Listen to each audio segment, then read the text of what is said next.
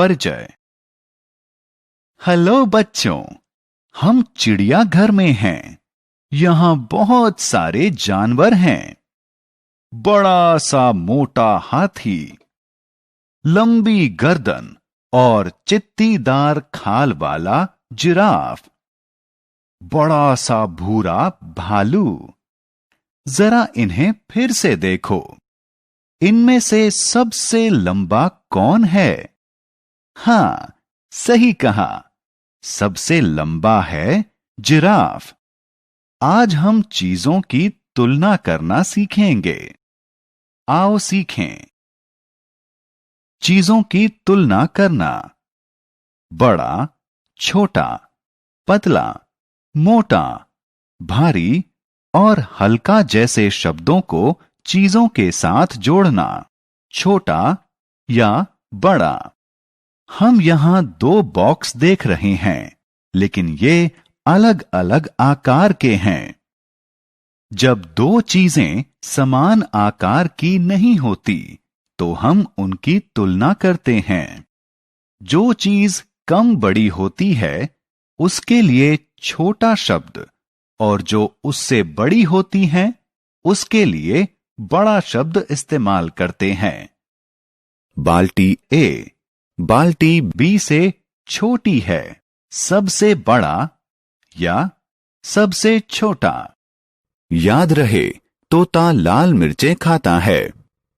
मिर्चें छोटी भी होती हैं और बड़ी भी होती हैं। इन 3 मिर्चों में से पहली सबसे लंबी है और तीसरी सबसे छोटी है।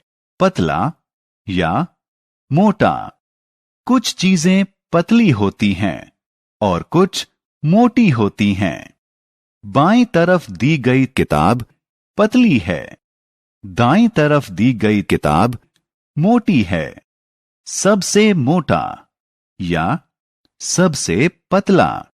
3 से ज्यादा चीजों की मोटाई की तुलना करने के लिए हम सबसे मोटे और सबसे पतले शब्दों का इस्तेमाल करते हैं। पहली छड़ी सबसे मोटी है, तीसरी छड़ी सबसे पतली है। भारी या हल्का।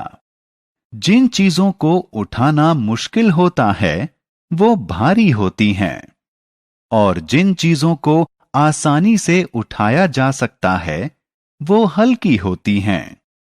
बाईं तरफ वाला सिलेंडर भारी है और दाईं तरफ वाला सिलेंडर हल्का है। भारी या हल्का।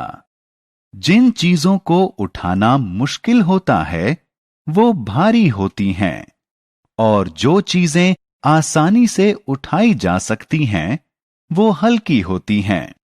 बाईं तरफ वाला पत्थर भारी है और दाईं तरफ वाला पत्थर हल्का है। लंबा या छोटा।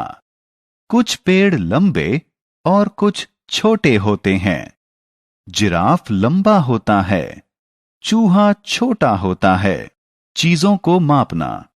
चीजों को अलग अलग तरीके से मापा जा सकता है। आप उन्हें अपने हाथों की चौड़ाई के हिसाब से माप सकते हैं। आप इसके लिए अपने हाथों का इस्तेमाल कर सकते हैं। आप तो मापने के लिए अपने कदमों का भी प्रयोग कर सकते हैं।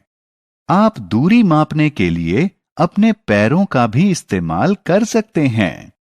लंबाई को मापने के लिए इन सब चीजों का प्रयोग किया जा सकता है।